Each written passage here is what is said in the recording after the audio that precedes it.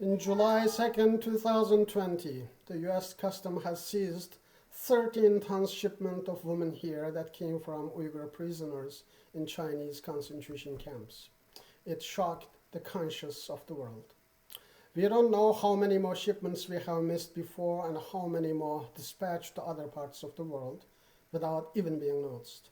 In simple calculations, you need to shave off at least 400,000 Uyghur women to make it 13 tons of hair. In Auschwitz Memorial Museum, mountains of hairs taken from Jewish victims after murdering them in the gas chamber is still at display as a chilling reminder and a testament of the Holocaust happened in last century. Fred Hillat, editorial page editor of the Washington Post, stated when referring the Chinese ongoing genocide committed against the Uyghurs. In China, every day is Kristallnacht. Dr. Ellen J. Kennedy, the executive director of World Without Genocide at Michelle Hamlin School of Law, wrote, "High-tech genocide from Jews to Uyghurs." Dear members of Montreal Holocaust Museum, after this short entry to refresh our memories about what we have faced during the Holocaust in last century, and what we are facing today as Uyghur genocide is unfolding, I would like to thank you for organizing this Yom HaShoah, the Memorial Day dedicated for Jewish Holocaust victims, and extending me an invitation to share my thoughts on the resembled atrocities, repeated history despite the promise of never again.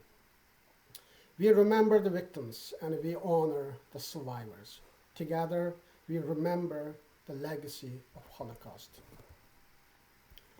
In first week of this new year, I and my wife sat together and watched the horrific images and the documentaries of Jewish Holocaust in 1940s.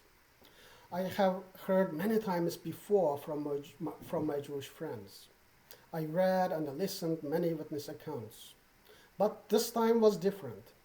I wanted to visualize the brutality of concentration camps, traumas, crematoriums, slave labor, separated families, separated children, truckloaded men and women transferred from one place to another, possibly to death chamber. Yom HaShoah, the Remembrance Day, should not be only the day of remembering the dark chapter of humanity in the past. It should be the starting point to stop further human tragedy from happening and repeating again. Only chimney knows the bitter taste of smoke, one Uyghur proverb says. This proverb also tells a reason why so many Jewish people and organizations around the world are offering their support, sympathy, solidarity with Uyghurs who are a victim of ongoing genocide by the communist Chinese government. My holy book, Almighty God, with two short verses, set the test for humanity. It is in chapter 103. In the name of God, the gracious, the merciful. Oath by time, the human being is in loss. Except those who believe in God, do good one to another, uphold truth and endurance. This verse is about humanity. This verse is also a chilling reminder why so many people and the nations are currently in grave loss, despite they claim it in believing this holy book, including this verse. Biz Qurbanlarni eslaymiz. Hayat qolganlarga ehtirom bildiramiz. Birlikda Holocaust merosini unutmaymiz.